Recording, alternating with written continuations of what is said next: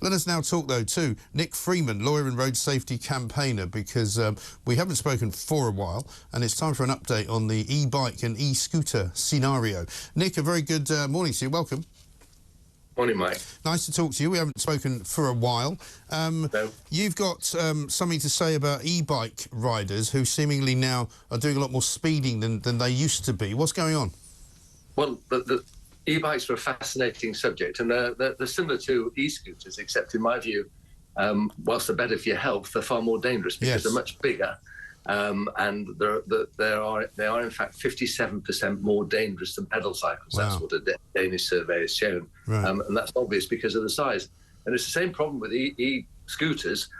There is inadequate regulation. So at the moment, anyone who is 14 and over can get onto one of these electrically assisted powered cycles, and they can use them. And the maximum speed is supposed to be 200. The speed's 15.5 miles an hour, but that's not the maximum speed of the bike. The bike can go far faster than that. The rule is that it's the motor, the electric motor, that can only propel the machine up to that speed, and afterwards you're relying on pedal power. Right. So you can have a situation which happens where you have a heavy machine that's going very quickly, with no legislation really in place, completely inadequate legislation, and there are accidents on pavements. It's exactly the same scenario as e-scooters. You know, they're flouting the law, and there's no means of identification. So the problem is, it's fine if they stay at a fairly slow speed. So there's a simple solution, and it's such an obvious solution. I don't know why the government just don't grasp it and just say, look, these are excellent for our health, but let's make them the same as mopeds. Let's make sure that people who are over 16 drive them, that they have a proficiency test, they either have a temporary license, they know something about the highway code, and they have a number plate, and that's critical so that we can identify the drivers, so that they will at least be responsible. And then there's the full raft of legislation. You know, at the moment, there's no law in relation to how fast you can go on one of these machines. And they do go very, very fast. I mean, I've certainly had them running past me at sort of 30, 40 miles an hour.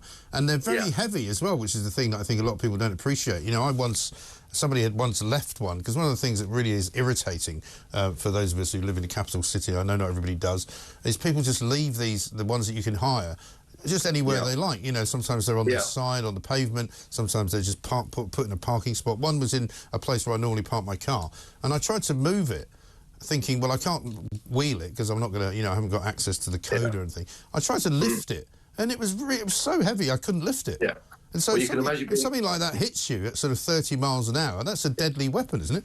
It absolutely. It's like a moped, and the point is, the ones you're seeing going at 30 and 40 miles an hour fall foul of the legislation, because they obviously have much greater power than 250 watts, which is the maximum power. Yeah. And so how are the government ever going to regulate this? What are we going to do? Have police on the streets checking every electric scooter, electric bike they see? It's never going to happen. Just have a very simple rule. These electric bikes are great. Let's encourage people to use them because there's exercise involved, but let's make them comply as a moped with legislation. In my view, 14 is far too young to be using one of these machines. So let's increase the age to 16. And let's have speed limits. Let's have a drink drive limit. Let's have a drug drive limit. And let's have penalty points, endorsements, and exactly the same legislation that applies to cars. It will help make our roads safer, and people won't be so inclined to ride on pavements, go through red lights, etc., etc. But they're far more dangerous than e-scooters because of their weight and size, and they're becoming increasingly popular because people want to be healthy, and they're safer for users to use because they're more solid, they're better constructed, and the wheels are much bigger. So in my view, it's an ideal solution. They're better than e-scooters. It is. They should be encouraged. Yeah. It is. They appear to be more roadworthy as well. But do you have any idea, is there any data on how many of these e-bikes, I should say, are kind of illegal imports or sort of bodged bikes? Because we've also seen a recent kind of increase in the number of sort of spontaneously combusting batteries on these things, because we're told that that's down to the fact that the battery might be bought from in some foreign country, it might have been bought online, it's maybe not compatible with the charging purpose, and the warning has now been given out basically by the fire brigade to say, do not charge these things overnight, do not charge them inside a property, because that's actually dangerous. Yeah, there's a huge fire risk. So I only anecdotally, I haven't found any statistics about how many are out there and the problems with them in terms of fire risk, etc., etc. But anecdotally, I hear that the vast majority are in fact not non-compliant with the legislation, are in fact more than 250 watts, because people who want them, they want to go fast. So if you like, it's a loophole. They're using these, knowing they're not going to be checked unless they're involved in an accident. And they should, in fact, be classified already as mopeds or motorbikes. I had one that overtook me in a 40-mile-an-hour limit, going about 70 miles an hour. No helmet, probably no insurance, no nothing, just going past me, and it was an electric bike. So clearly it was something that had a different battery and it fell foul of the legislation. Yes. We're not going to have a situation ever, are we, where we've got a sufficient resource to check these things. So just a blanket approach, let's make them all legally compliant as mopeds. Well, I mean, you know, you say that. You say that, Nick, but we've been there before, haven't we, you and I, trying to get the government and the parliament, at least in this country, to debate this matter. What we are going to have very soon is enough cameras, certainly in Greater London, to be able to film everything as it happens. So surely, if you can catch people in a ULEZ zone they didn't know they were in, surely to heavens we could come up with a plan to actually recognise these vehicles, as you call them, if they had some kind of registration on them. Well, a proper registration plate. They're big enough to have a proper registration plate. At the moment, you have the ludicrous situation where most of London, or I think it's 57 miles at the moment of London, is confined to a 20-mile-an-hour limit. And these bikes are not confined to that limit. They can go as fast as they want. Yeah. How dangerous and how stupid is that? So another reason why I'm sure Mr. Khan, as he's so eager to reduce all the speed limits everywhere, which in my view is completely wrong. But, he should be pressurising the government to say, look, we need to get a grip of these because they are dangerous. And he obviously wants the roads to be much safer. So I'd invite him to do so. I wonder what his plans are, what representations he's already making to the government in relation to these very useful but dangerous machines. Yeah, I mean, this is the problem. Well, you'll be pleased to know, Nick, that Just Stop Oil are out in force today. They did warn at the weekend that they were going to try and bring London to a complete stop, basically. They were going to have their biggest ever slow march protest. It's now been revealed that more than 200 of them targeted 14 locations across London. They said they would paralyse the capital. We believe 15 of them have already been arrested. This is breaking news, by the way. This is what we're seeing. I don't know if it was them that managed to shut off Tower Bridge this morning, but that caused an awful lot of mayhem, not least to me trying to get into work. I know this is maybe not your area of law, but I mean, how are we going to stop these people from doing this? Very, very simply, you have legislation has been changed so that the legislation has teeth, and these people are bringing the city and other places to a halt.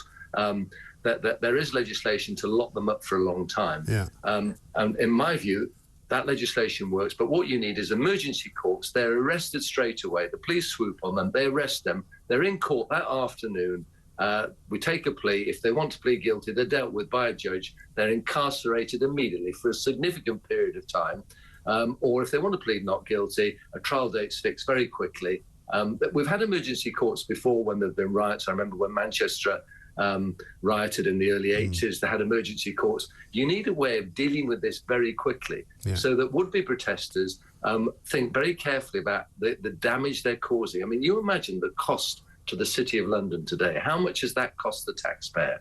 And when you think what they're doing is they're causing all these cars to be congested, to stay on the road, causing more pollution, exacerbating the very problem that they help to cause. So we just need really strong action. We can't mess around. The legislation's there. Emergency courts, I think, is the answer. And I think that they don't want to be locked up. And I would also impose, coupled with, and I know this is against the spirit of legislation, but there need to be heavy financial penalties as well, because some of these people don't even mind being incarcerated. No. But if you hit them in the pocket as well. Most of them are living off, unearned income, generally speaking. Yeah. They're all sort of sons and daughters of wealthy people, and if they're not, they're sort of reasonably well-off retarees who've got nothing to lose.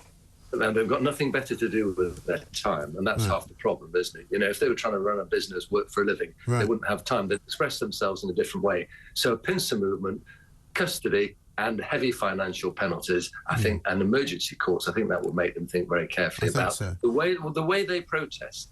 They're entitled to protest. They've got no problem with that, but they're not entitled to interfere with other people's lives, causing a huge cost to everybody, particularly at a time when we can't afford it. And why shouldn't people be allowed to get on with their own day-to-day business in the way they choose? Who are these people to disrupt and say, no, I don't want you to get to work today. I don't want this to happen. Right. It's just ludicrous that we as a democratic society tolerate it. We're far too soft. Yeah, and I'm not sure what the police are doing as we're watching this footage here, but they seem to have been walking them sort of down a road and then sort of off the road. So if they're doing that, then I'm all in favour of that. I don't mind. I don't particularly want to send people to jail, but if that's what it takes to make them stop, then that would be good. But if there's another method, then by all means, you know, let's see it. But I think the other thing we could do is look at who's financing them, because they've obviously got quite a lot of money coming their way. And we know for one thing that Dale Vince has admitted to being a bankroller of their campaigns. He's quite open about it.